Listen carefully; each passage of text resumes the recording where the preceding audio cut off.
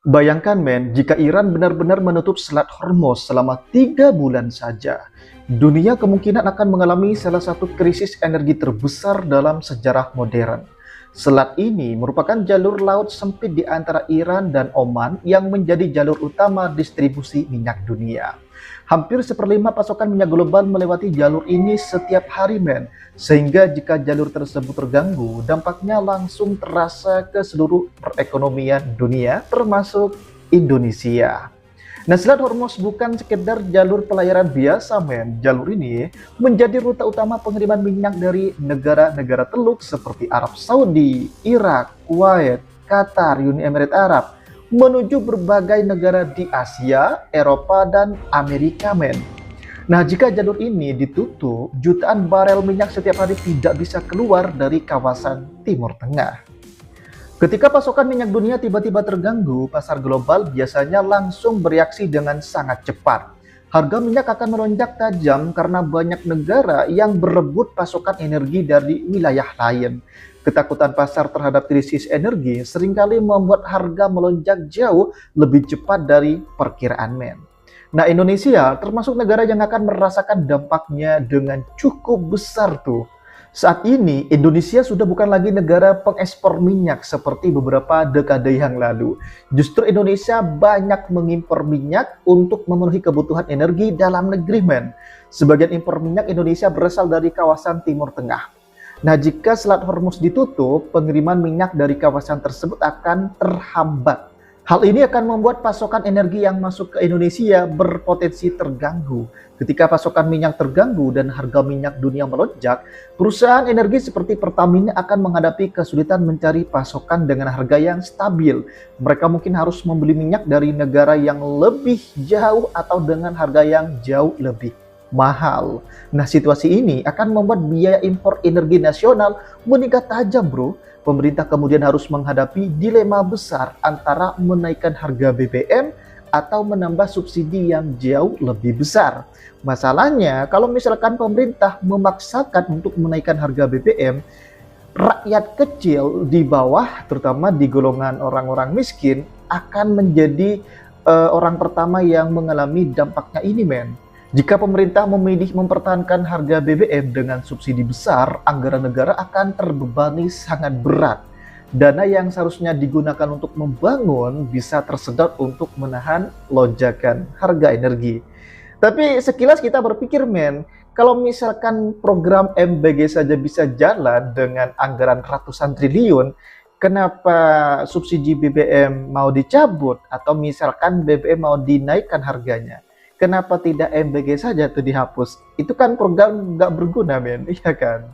Jika subsidi tidak mampu menahan kenaikan harga, maka harga BBM di dalam negeri kemungkinan akan ikut naik, men. Oke, sekarang mungkin masih belum naik, tapi kalau misalkan Selat Hormuz itu ditutup 3 bulan saja, bukan tidak mungkin Pertamina akan menaikkan harga BBM-nya. Nah, BBM merupakan komponen penting dalam sektor transportasi. Ketika harga BBM naik, biaya transportasi barang juga ikut meningkat, bro. Nah, barang-barang kebutuhan sehari-hari menjadi lebih mahal karena biaya distribusi akan juga meningkat. Nah, akibatnya harga bahan pokok seperti beras, minyak goreng, sayuran, dan berbagai kebutuhan dapur lainnya berpotensi akan naik juga. Kenaikan ini biasanya terjadi secara bertahap, tetapi dampaknya akan terasa luas. Industri dan pabrik juga akan merasakan tekanan besar dari kenaikan harga energi. Banyak perusahaan menggunakan bahan bakar atau energi untuk menjalankan mesin produksi mereka, men. Ketika biaya produksi meningkat, sebagian perusahaan mungkin akan menaikkan harga produk mereka agar tetap bisa bertahan. Ini akan menambah tekanan inflasi di dalam negeri, men. Ini ruwetnya kalau misalkan terjadi perang di Timur Tengah tuh. Lebih-lebih ini berdampak kepada jantung energi di Selat Hormuz, men. Jika tekanan ekonomi terus meningkat, pertumbuhan ekonomi nasional bisa melambat. Konsumsi masyarakat yang selama ini menjadi motor utama ekonomi Indonesia bisa menurun. Dan gua herannya, bro, kenapa MBG masih tetap berjalan di tengah situasi perang yang tidak menentu, men. Iya kan? Kemudian intensi konflik global juga semakin meningkat seperti ini. Kenapa bisa-bisanya pemerintah dengan anggaran ratusan triliun itu masih mempertahankan program MBG yang jelas-jelas itu banyak dikritik oleh politikus ya. Iya kan? Logikanya harusnya itu MBG yang di-stop, kemudian menghemat anggaran, ataupun misalnya anggaran MBG itu dialihkan kepada subsidi BBM. Ya, hitung-hitung untuk mencegah inflasi ini terjadi, men. Lagi pula kalau dipikir-pikir, MBG itu kan ya tidak begitu berperan lah. Yang ada malahan banyak laporan yang mengatakan MBG itu adalah sarangnya korupsi. Oke, kita kembali kepada topik pembahasan, men. Perusahaan-perusahaan yang mengalami tekanan biaya tinggi juga bisa mengambil langkah efisiensi. Dalam beberapa kasus, efisiensi tersebut dapat berupa pengurangan tenaga kerja atau penundaan perekrutan karyawan baru. Dalam artian, karyawan di bidang perusahaan ataupun di bidang ya pabrik itu terancam kena PHK, men. Nah, selain itu, nilai tukar tambah rupiah juga bisa terkena dampaknya ketika impor energi meningkat dan kebutuhan dolar naik, tekanan terhadap nilai tukar rupiah bisa semakin besar. Nah, masyarakat yang berpenghasilan rendah biasanya menjadi kelompok yang paling cepat merasakan dampak krisis energi. Sebagian besar pendapatan mereka digunakan untuk membeli kebutuhan pokok setiap hari, men. Ketika harga makanan dan transportasi naik bersamaan, pengeluaran rumah tangga mereka meningkat secara drastis. Kondisi ini membuat kehidupan mereka semakin sulit. Para nelayan dan petani juga bisa terkena dampaknya langsung. Nelayan membutuhkan bahan bakar untuk melaut, sementara petani membutuhkan energi untuk mesin pertanian dan distribusi hasil panen. Jika biaya produksi mereka meningkat sementara harga jual tidak naik secepat itu, maka pendapatan mereka bisa semakin tertekan. Hal ini bisa memperbesar kesenjangan ekonomi di masyarakat.